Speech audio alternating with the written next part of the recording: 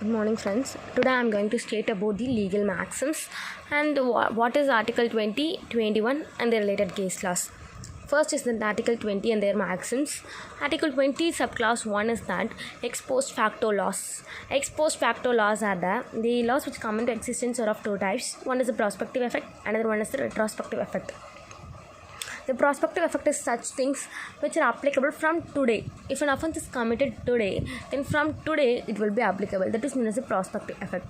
And the retrospective effect is nothing but the laws will be applicable for the act that is committed before the commencement of an act. See, for example, if today an act comes, if yesterday an criminal act was been committed, then if it is a prospective effect, it does not applicable to the offence that was committed yesterday. It will be applicable only from today. But in case if it has retrospective effect, then it will be applicable for the offence committed yesterday also. That is known as ex post facto laws under Article 20 subclass 1. The next is that Article 20 subclass 2. Article 20 subclass 2 is the doctrine of double jeopardy. The doctrine of double jeopardy is that no person shall be punished for the same offence more than once. That is, that when same offence has been committed, then he can be punished twice for that. If he is being punished, then it violates his fundamental right. The ingredients are first, a prosecution or proceeding must be carried out against such person, and the person must have been punished in the previous proceeding. That is, if two proceeding has been carried out, he should have been punished in the first proceeding. Then subsequently, if he has been punished in the second proceeding also, then it amounts to double jeopardy, and the person can claim that he relief from the court against doctrine of double jeopardy. Next is that Article 20 subclause 3. Article 20 subclause 3 is that nemo tenter prodri accuses seppism. That is that self-incrimination. No man is bound to be accused against himself. That is that a person may not be compelled to give witness or evidence against himself. If such act has been carried out, then it is known as self-incrimination. The ingredients are: a person must be accused of an offence, and the protection is against compulsion to be witness. He should be compelled as to be in witness. Then the compulsion led to giving evidence. If such things happens, then it is known as the self-incrimination.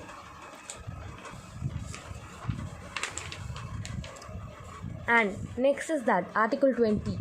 The Article 20 is basically a protection in respect of conviction of offences.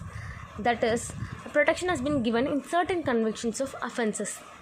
The first thing is that ex post facto laws. The ex post facto laws is that no person shall be convicted or for offence except for violation of law at the commencement of an act. See, if today an act has been enacted, he can be charged from today, but not for the offence committed yesterday, because a person doesn't know that it is an offence, the nature and consequence of the act that he has been done.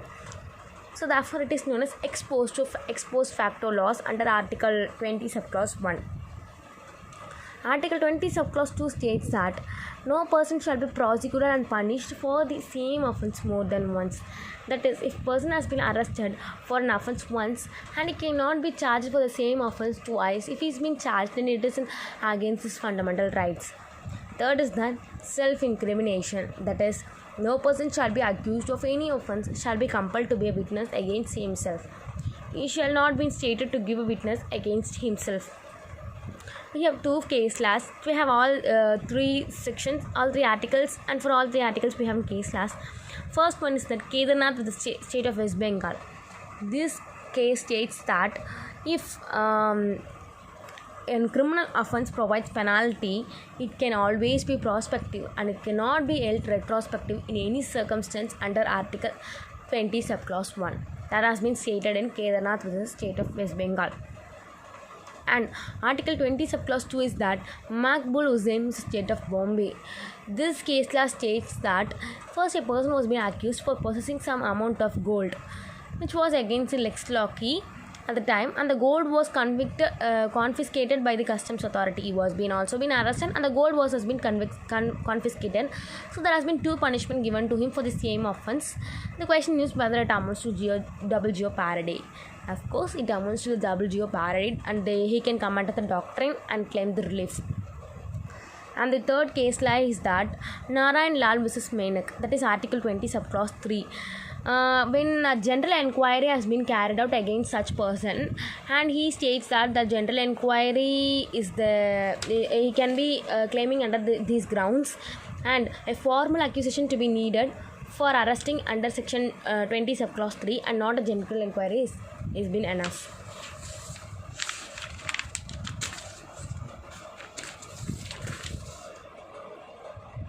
Next is that Article 22. Article 22 is that protection against arrest and detention in certain cases. That is, in certain cases you cannot detain and keep a person. What are the circumstances under which a person cannot be detained is, first is that no person shall be arrested in custody without being informed. That is, when a person is being arrested, he should be informed on the grounds on which he has been arrested and confined or detained. And every person who is arrested and detained in custody shall be produced before the magistrate within 24 hours. If he is not produced before magistrate within 24 hours, he cannot be detained more than that time. The third one is that nothing in clause 1 and 2 apply to alien. That is, a person who is not a citizen of the country, it may not apply. The subclauses 1 and 2 of Article 22 is not applicable.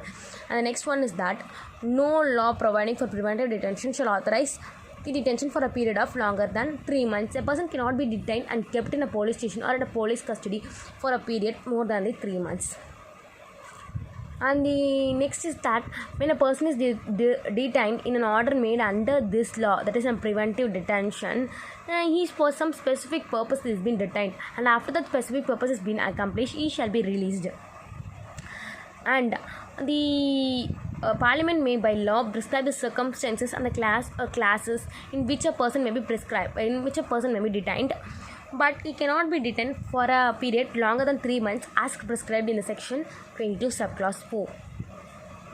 And the case law relating to the section is that Ahmad Noor Muhammad Bhatti versus State of Gujarat. This states that validity and power of the police under section 51 of CRPC 1978. Section 151 of CRPC states that right to arrest by police. And when police has been arrested, what are the power that the police has to arrest a person and what are his duties? The 44th Amendment of an Indian Constitution amended the Article 22 and reduced the maximum period which a person may be detained without obtaining a detention invalid. It only maximized the period for which a person can be detained, but it did not state that preventive detention is invalid. Then court also said that Article 22 subclause 7 subclause A, that is the Parliament to make any laws, is an exception to Article 22 subclause 4. That is only it can make any law and detain a person, but not more than a period of 3 months. And we have two famous case laws. One is for Article 20 subclause 3 and another one is for Article 22. First is that Article 20 subclause 3 is that Selvi versus State of Karnataka. This case is a famous case for self-incrimination. First, in this case, what the major arguments is that a narco-analysis test was conducted. Whether this narco-analysis test is a self-incrimination. The Apex Court rejected High Court's reliance on utility, reliability and validity of narco-analysis tests and other methods of criminal investigations. First, the court found that it is a requisite compulsion to force an individual to undergo narco-analysis test and brain mapping. The narco-analysis test and brain mapping is being carried out that a person gives answer without his consciousness. He gives an answer for the questions asked. The answers that were given in narco-analysis test are not consciously given and are voluntarily given. So the individual is unable to decide whether he has to answer the particular question or whether he has not to answer the particular question. He answers every question because he is not in a conscious or a voluntary manner. Court stated that narco-analysis test is cruel and inhuman, which violates the right to privacy of an individual because he doesn't know the nature and consequences of what he has been questioned and what he has been answering, and he has been accused to give the evidence against himself. And therefore, he needs a protection under Article 20 subclause 3. Next, that the courts cannot permit administration of narco-analysis test against the will of an individual except in cases where it is necessary. It stated that every person cannot be accused of narco-analysis test. It cannot be gone under the narco-analysis test because it violates the privacy of a person. When an individual is willing to go under a narco-analysis test, then only he can be laid down. Otherwise or unless, he cannot be gone for narco-analysis test. And when it is very necessary for certain cases, the narco-analysis test can be carried out. Then next case that we are going to see is that DK Basu vs State of West Bengal. This case is a famous case for Article 22, that is preventive detention. In this case only, guidelines for arrest have been given under our Indian constitution. There has not been guidelines for arrest of an Indian constitution. The guidelines have been provided only in DK Basu vs State of West Bengal, a landmark case in our Indian constitution. The Article 22, where the rights of an accused person is being clearly explained. It has given 11 guidelines. That is, the first, he has to be informed at the time of an offence and what offence he has been committed. Next is that his parents or relatives or his friends should be given information regarding his arrest, and he should be informed of the bail that he has. Bail bond should be produced to him, and when you pay in security, who can be released under bail bond should be informed to him, and he has a right to be produced before the magistrate within 24 hours of the arrest. In 24 hours he should be presented before the magistrate, and he should not be ill-treated or tortured during the arrest or in the custody. He should be given proper maintenance, and he has also a right to consult a legal practitioner at the time of his arrest. When he has been arrested and kept in a custody, he has a right to meet a legal practitioner.